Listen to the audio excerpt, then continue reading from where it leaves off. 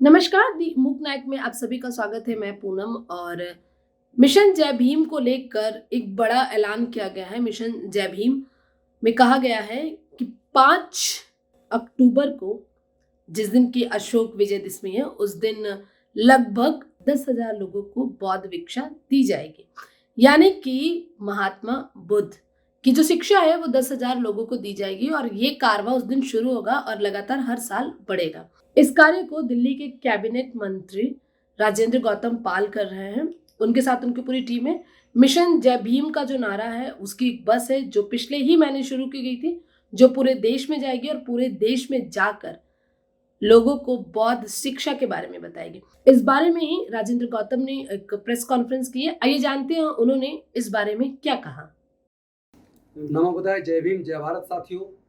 आज मिशन जय भीम के साथियों ने, हम लोगों ने मिलकर ये सपना देखा कि डॉक्टर बाबा साहेब अम्बेडकर के अगर हम उनकी संतान हैं, अगर हम उनके सच्चे ईमानदार वफादार सिपाही हैं, तो हमारी जिम्मेदारी बनती है जो डॉक्टर बाबा साहेब अम्बेडकर का सपना था भारत को बौद्ध में बनाने का, छुआछूत मुक्त जातिवाद मुक्त भारत बनाने का। हम सब लोग मिलकर उस सपने को पूरा करेंगे। मिशन जय भीम के माध्यम से भारतीय बौद्ध महासभा के साथ मिलकर हम लोगों ने इसको 4 चरण में बांटा। हमने संकल्प किया 2025 तक हम 10 करोड़ अपने लोगों को बुद्ध के धम्म में, अपने बुजुर्गों की सांस्कृतिक विरासत में वापस लेकर आएंगे और बौद्ध में भारत बनाने की एक मजबूत आधारशिला रखेंगे। और इस आयोजन को हमने 4 चरणों में बांटा। पहला, इस वर्ष अशोक विजयदशमी 2022 को 5 अक्टूबर को 10,000 से ज्यादा लोग बुद्ध के धम्म की दीक्षा लेंगे, अपने बुजुर्गों की सांस्कृतिक विरासत में वापस आएंगे।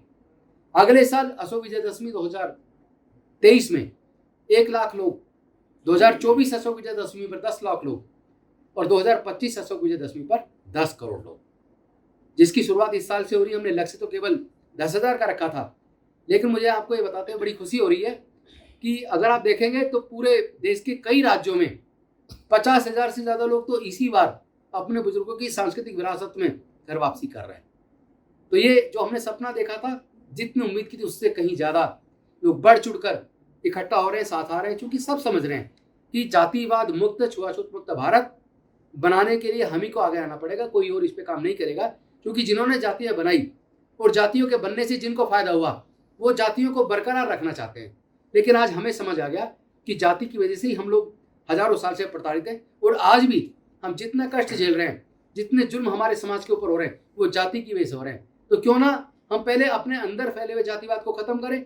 इसी लक्ष्य के साथ हमने शुरुआत की थी। 5 अक्टूबर 2022 को डॉक्टर अंबेडकर भवन, रानी झांसी रोड, करोल बाग, सुबह 10 बजे।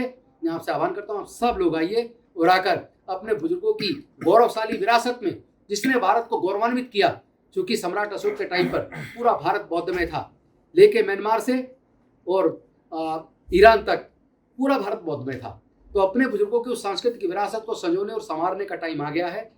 आप सब लोग आइए, मैं आपको आमंत्रित करता हूँ और आह्वान करता हूँ कि हमें तब तक चैन से नहीं बैठना जब तक हम भारत को छुआछूत मुक्त, जातिवाद मुक्त ना कर दें, जब तक अपने लोगों के साथ जाति के आधार पर होने वाले जुल्मों को पूरी तरह खत्म ना कर दें, जब तक हमारी बहन बेटियों की इज्जत उठना बंद ना हो जाए, जब तक हमारे लोगों की घोड़ी चढ़ने पर, मूंछ रखने पर हत्या बंद ना हो जाए, घड़े छूने पर हत्या बंद ना हो जाए, जब तक हमें मानवता का दर्जा न मिल जाए, जब तक हमारा स्वाभिमान सुरक्षित ना हो जाए, तब तक हम इस लड़ाई को जारी रखेंगे।